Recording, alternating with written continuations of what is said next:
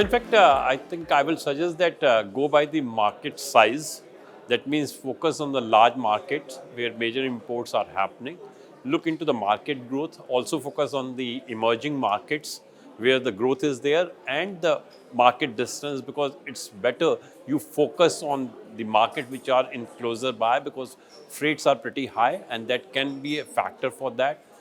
Once you do that, definitely look into the market access issues, whether you are meeting the technical standards, phytosanitary standards, packaging requirements, certification requirement to enter into the market. It is better to focus with the country where we have the free trade agreements, because India already have a free trade agreement with around 70 countries. If you enter the country, you either will have a level playing field if your competitor also have a zero duty, or you will have an advantage over it. Look into the financial health of the country also. A lot of countries are having foreign exchange shortage, and their exports, even when it materializes, may be a challenge. So I think it has to be very comprehensive strategy. What we suggest that once you zeroed the country, it is better to visit the country, because feel of the country is extremely important. Don't go with the result that you will get some business out of that. This is the time where you go establish your contract, meet the intending importer, look into the market channels there, and accordingly devise your strategy finally.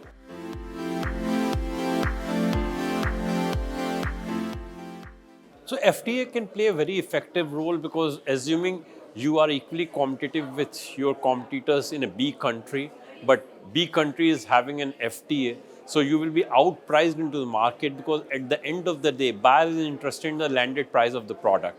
So if both are supplying the product at $10 and assuming the duty in the importing country is 20%, the country which is having FTA will not pay the duty, where you will pay $2 as a duty. So your landed price will be $12, whereas the other person price is $10.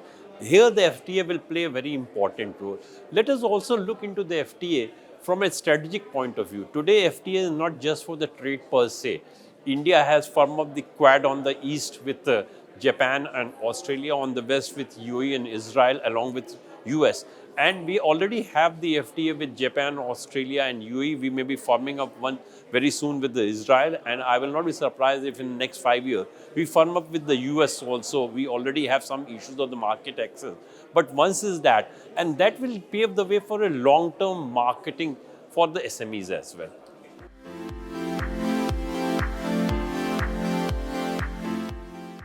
No, absolutely, climate can play a very important role. We have seen recently that in Turkey, a lot of exports have been, of course, stopped at the last moment because of the earthquake in Turkey, which is definitely a result of the climate change only. That's why we are looking into the environment and sustainable development, even in the field of exports. And exporter has to be conscious of that.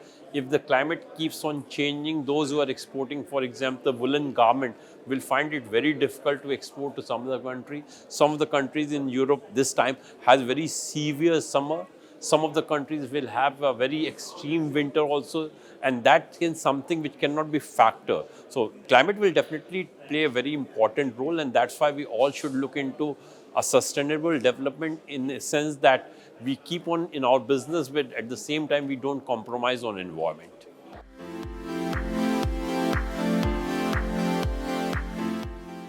No, I think I will not like to give a straight answer to that. One has to look into, because for each country the product depends, and so are the competitors.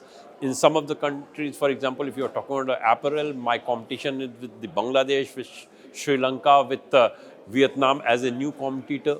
If I'm talking about the electronics, my competition will be Southeast Asian countries and some of the countries in Europe. The short point, I think, which we need to look into, that let us not be so much worried about the competition. If you want to stay in the market, and that too in the global market, you have to face the competition. That's why I think look into what is your inner strength, look into the USP of your product. If your product has a USP, maybe in the product, maybe in the services, you are going to stay in the export business. Thank you.